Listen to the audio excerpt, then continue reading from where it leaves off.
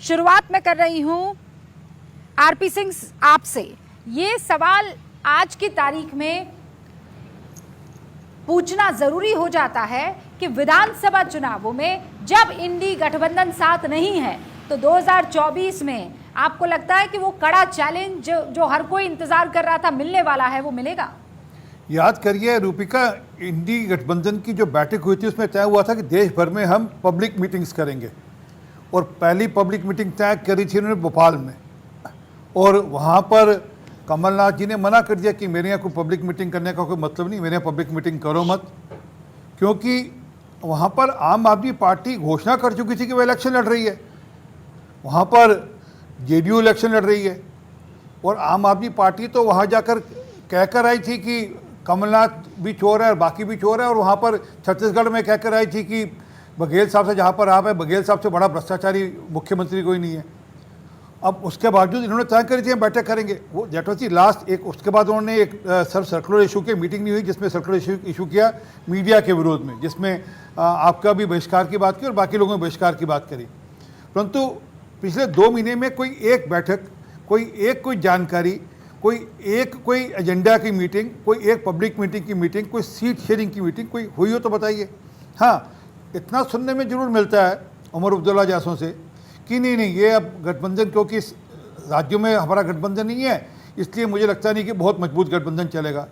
फिर सपा के विखिलेश यादव, ये मेरा शब्द नहीं है, कमलनाथ जी के शब्द हैं कि विखिलेश यादव कौन होते हैं, अखिलेश कौन होते हैं, तो विखिलेश यादव जी ने भेजे थे लोग इनके कमलनाथ जी के द्वार पर। ये विखिलेश यादव ने जाकर कहा कि हमने रात को लोग भेजे अपना भीख का कटोरा लेकर के 5-6 सीटें दे दो, उसमें भीख डालने से मना कर दी कमलनाथ जी ने या कांग्रेस पार्टी ने। उसके बाद विखिलेश यादव ने क्या शब्द इस्तेमाल किया कांग्रेस के लिए? चिरकुट। अब चिरकुट की परिभाषा मैं तो करता अच्छा नहीं लगता कि चिरकुट किसको कहते हैं, उसका विश्लेषण क्या है, परंतु उन्होंने कहा कि ये चिरकुट कौन होते हैं, या जो कांग्रेस के अध्यक्ष हैं वहाँ पर उन्होंने जिस प्रकार के बयान दिए उसको लेकर के चिरकुट कौन होते हैं। मैं एक सेकंड आधा सेकंड और दो रूबिका, आधा सेकंड और रूबिका, दो राज्य और कर फिर पंजाब के अंदर आम आदमी पार्टी ने 5 इनके विधायक और पूर्व मंत्री और मुख्यमंत्री जेल में डाल रखे हैं, हमने डाल रखे, विजिलेंस डिपार्टमेंट के माध्यम से इन्होंने जेल में डाल रखे हैं, और वहाँ पर उनके बाजवा जी स्पष्ट कह रहे हैं कि इस बार हम चुनाव जीतकर 2024 का चुनाव जीतेंगे पार्लियामेंट का। उसके बाद 32 विधायक हमारे साथ संपर्क में हैं जो कि इसके आम आदमी पार्टी के झाड़ू के हमारे साथ आ जाएंगे, हम वहाँ पर सरकार बनाएंगे। ममता बनर्जी और रंजन चौधरी की दोस्ती तो सबको पता कितनी प्यारी दोस्ती है वहाँ पर। केरल के अंदर कांग्रेस पार्टी का जो अध्यक्ष है सुधाकरन, उसको अरेस्ट किया लेफ्ट पार्टीज ने, वहाँ लेफ्ट पार्टी की सरकार है, उन्हें अरेस्ट किया। तो ये गठबंधन कितना गठबंधन है, कैसा गठबंधन है, ये दिख रहा है। अभी जेडीयू चुनाव लड़ रही है मध्य प्रदेश में। ठीक है, तो आप ये कह रहे हैं कि आपके लिए तो आनंद ही आनंद है, तो 303 की जगह अब तो 330 सीटें आपको जीत जानी चाहिए। अब जवाब दें उससे पहले यहाँ पर हमारे साथ रवि श्रीवास्तव भी जुड़े हुए हैं। रवि जी एक सेकंड, आरपी सिंह साहब एक सेकंड, बस मैं बाकी सारे मेहमानों से ओपनिंग रिमार्क ले लूँ, उसके बाद आप जवाब दे दीजिएगा। रवि जी, और अ वेरी सीरियस नोट, अभी रिलेशनशिप स्टेटस क्या है इंडी गठबंधन का? क्योंकि आप और मैं ये डिसाइड करें कि ऐसा है रूबिका, हम लोग लोकसभा में तो साथ रहेंगे लेकिन विधानसभा में मैं तुम्हारी जमीन खराब करूंगा, तुम मेरी जमीन, ये कैसे चलेगा? देखिए रूबिका जी, सबसे पहली बात तो ये है कि जो आपने पूछा क्या सिचुएशन है, तो सिचुएशन बिल्कुल इंटैक्ट है, कोई सिचुएशन में कमी नहीं है। 1 सितंबर को आखिरी रिजोल्यूशन आपके हाथ में होगा जो मुंबई की मीटिंग में पास हुआ था। इस रिजोल्यूशन के अंदर ASAP as much as possible लोगों के इलेक्शन लड़ने के बारे में कहा गया था कि हम भाजपा के खिलाफ ही लड़ेंगे। अभी उसमें विधानसभा चुनाव का कोई जिक्र नहीं। 3 मीटिंग हो चुकी, पटना में हुई, बैंगलोर में हुई, मुंबई में हुई, तो उन्होंने कभी ये नहीं कहा कि हम विधानसभा का चुनाव मिलकर लड़ेंगे। अभी सिर्फ 20-25 दिन की बात और है, उसके बाद में अब अलायंस के पास में और कोई काम नहीं होगा। अलायंस के पास सिर्फ यही एक काम होगा कि वो आगे चल के हर जगह पे अपने अपने उम्मीदवारों का फैसला करे, भाजपा को कैसे शिकस्त देनी है इसका निर्णय करे। मेरे मित्र अभी ये भी बता रहे थे कि इनमें झगड़ा हो रहा है लोगों में आपस में कोई फ्लाइट जल्दी पकड़ के चला जाता है तो उसका अगले दिन सवाल जवाब होता है, किसी ने चाय नहीं पी साथ में बैठ के तो गठबंधन टूट गया।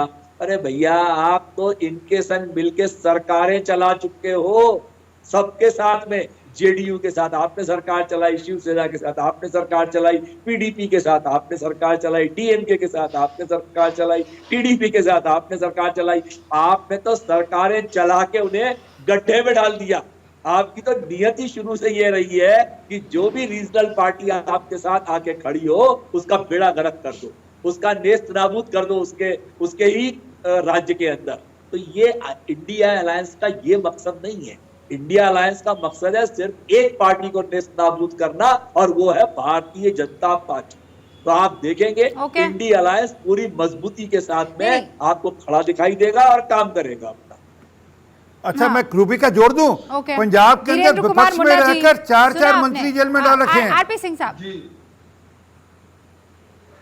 हाँ, आप काउंटर कीजिएगा, लेकिन धीरेन्द्र कुमार मुन्ना जी सुन रहे हैं आप? रवि श्रीवास्तव ये कह रहे हैं कि आप लोग कुछ भी कर लीजिए, कितना भी आप हवा बनाने की कोशिश कर लीजिए, हमें मोदी को हराना है, कुछ भी हो जाए, लात घूसे मार कूट, हम साथ रहेंगे, आप कितना बांटने की कोशिश कर लें।